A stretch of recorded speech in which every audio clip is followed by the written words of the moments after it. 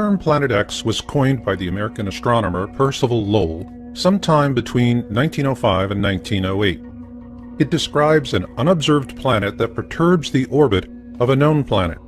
A perturbation is a deviation in a planet's orbit, and the Planet X we're searching for is Neptune's perturber, which, like Neptune, orbits our Sun. For this reason, Planet X is described in ancient wisdom texts and folklore from around the world as Marduk, Frightener, Destroyer, Hercules, Nibiru, and more. So is Planet X really nothing more than an internet hoax perpetrated by panic-for-profit fearmongers as debunkers claim? Or is there more to it than that? There is. And it begins in 18th century Europe.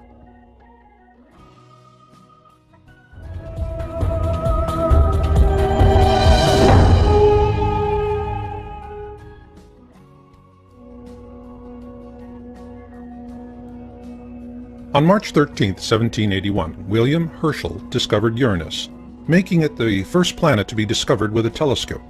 Following his discovery, European astronomers turned their attention on Uranus and observed perturbations in its orbit. This discovery would eventually launch the search for Planet X.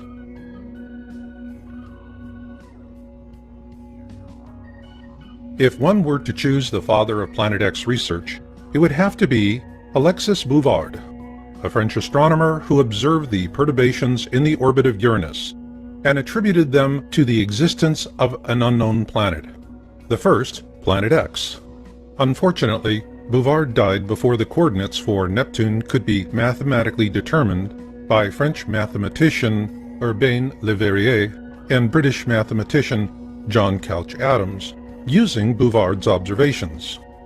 Verrier gets the official credit because he relayed those coordinates to astronomer John Gall of the Berlin Observatory, and 5 days later, Neptune was observed by Gall on September 23, 1846. This made Neptune the first planet to be discovered by a mathematical prediction.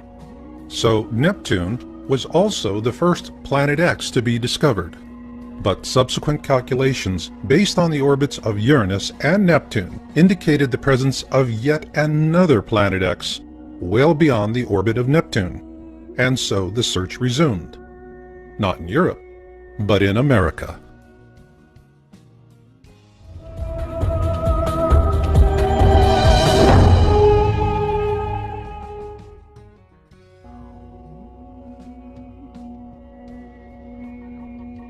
The Lowell Observatory was established in 1894 in Flagstaff, Arizona, by Percival Lawrence Lowell, an independent businessman, mathematician, and astronomer. One reason Lowell founded the observatory was to study the planet Mars and its canals. The other was the search for other objects of interest in our solar system, most particularly Neptune's perturber, Planet X, a fact that revisionist historians downplay or paint over. Yet, it was Lowell's intention to find the mysterious Planet X that led to the discovery of Pluto.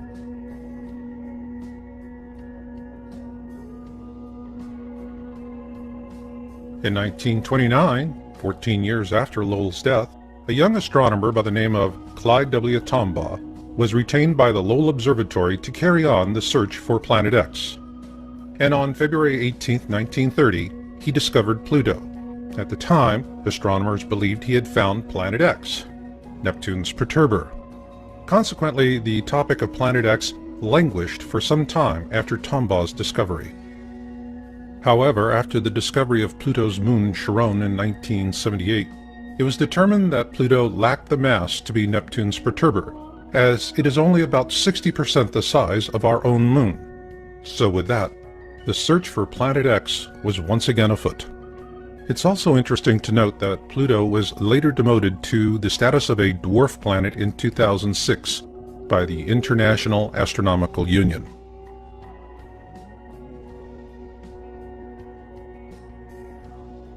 In 1950, Immanuel Velikovsky published Worlds in Collision, and he was viciously attacked by mainstream science, even though he corresponded frequently with Albert Einstein. What generated this medieval response from modern science is that Velikovsky used ancient accounts to question the Darwinian notion of evolution with evidence of periodic cataclysms caused by large objects flying through the core of our solar system. Despite ruthless suppression, Velikovsky's work reawakened an open discussion of Planet X, and following that, a steady trickle of interest emerged, both in mainstream science and the media.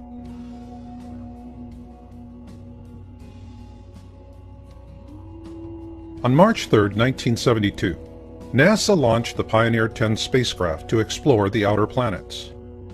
However, according to government whistleblowers, the real purpose was to find Planet X, or at least to help narrow down the search field. An interesting aspect of Pioneer 10 is that it also carried a small gold anodized aluminum plaque designed by astronomer Carl Sagan, should the spacecraft be found by extraterrestrials. At present, communication with the Pioneer 10 spacecraft is no longer possible.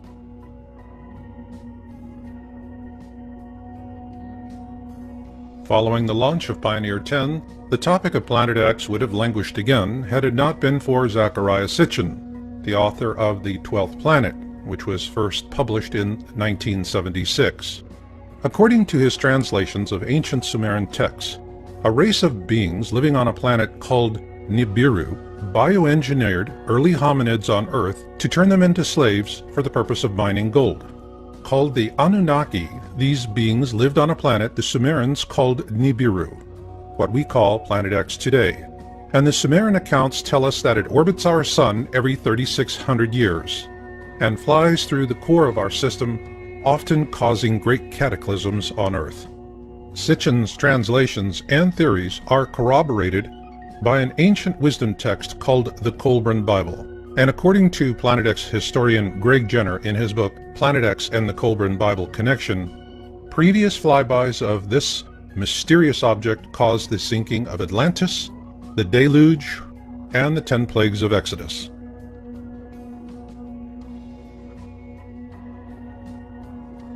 Although Sitchin was continuously mocked and attacked by fundamentalists, our government took his work seriously, and on January 25, 1983, NASA launched the Infrared Astronomical Satellite, IRAS. Its mission was to map the sky using infrared.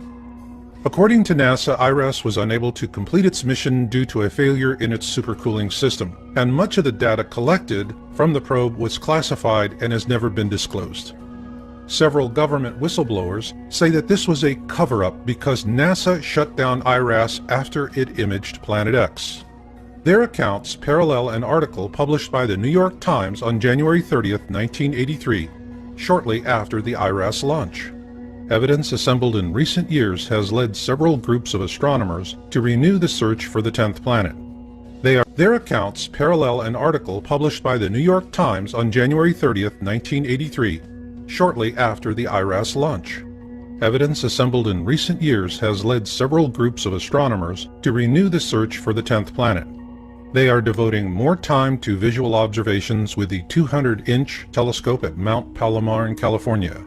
They are tracking 2 Pioneer spacecraft, now approaching the orbit of distant Pluto, to see if variations in their trajectories provide clues to the source of the mysterious force.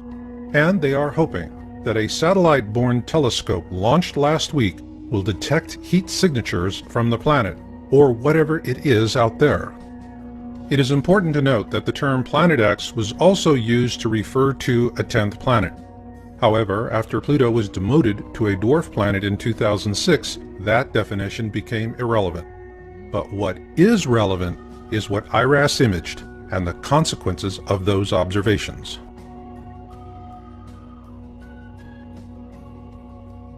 In a Victoria Advocate article published on June 14, 1988, NASA astronomer Dr. John D. Anderson was quoted as saying that telemetry from the Pioneer 10 spacecraft indicated the existence of Planet X.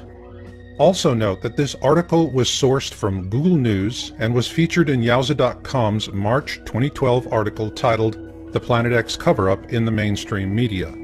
Following publication of our article, the entire June 14, 1988 edition was deleted from the Google News site. However, a complete copy is available for Yowza.com subscribers. But what is relevant here is that Anderson is a NASA astronomer with one heck of a resume, and what he said in that 1988 news article was powerful. In that article, he said, "We have a 90 to 99% confidence that Uranus and Neptune are being disturbed, and by one candidate for that is a single planet X." At that point, our government became more interested in keeping public attention focused much closer to home. After all, if you can't see it, it's not there, so go back to sleep, America. Nothing to see here. However, a few curious minds had other notions. On October 1988, Dr. Robert S. Harrington, the chief astronomer for the U.S. Naval Observatory, published his paper, "The Location of Planet X," in the Astronomical Journal. In an August 30th, 1990 television interview with Zecharia Sitchin, Harrington also said that Pluto had been a satellite of Neptune, but it was dislodged by Planet X, which he believed could possibly sustain some form of life. He also showed Sitchin a diagram he had created approximating the location of Planet X. Following that interview, Harrington commissioned the construction of a special telescope for a Planet X photographic sky survey in 1991, which was completed at the Black Birch Observatory in New Zealand. The New Zealand observations were performed using Harrington's calculations, and the results were sent to NASA. However, those films vanished and have never been seen again, which leaves us with a big question. Did Harrington actually find Planet X, Neptune's perturber?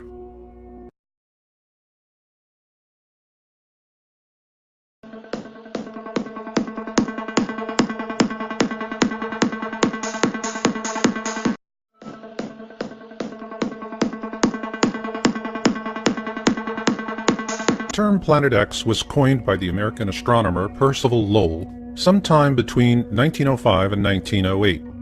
It describes an unobserved planet that perturbs the orbit of a known planet. A perturbation is a deviation in a planet's orbit, and the Planet X we're searching for is Neptune's perturber, which, like Neptune, orbits our Sun. For this reason, Planet X is described in ancient wisdom texts and folklore from around the world as Marduk, Frightener, Destroyer, Hercules, Nibiru, and more. So is Planet X really nothing more than an internet hoax perpetrated by panic-for-profit fearmongers as debunkers claim? Or is there more to it than that? There is. And it begins in 18th century Europe.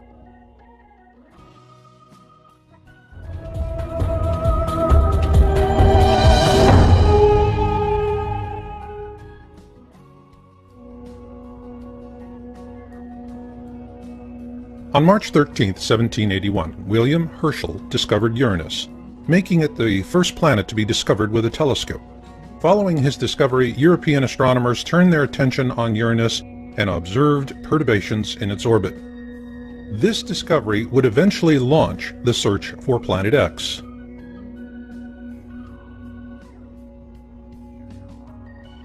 If one were to choose the father of Planet X research, it would have to be Alexis Bouvard, a French astronomer who observed the perturbations in the orbit of Uranus.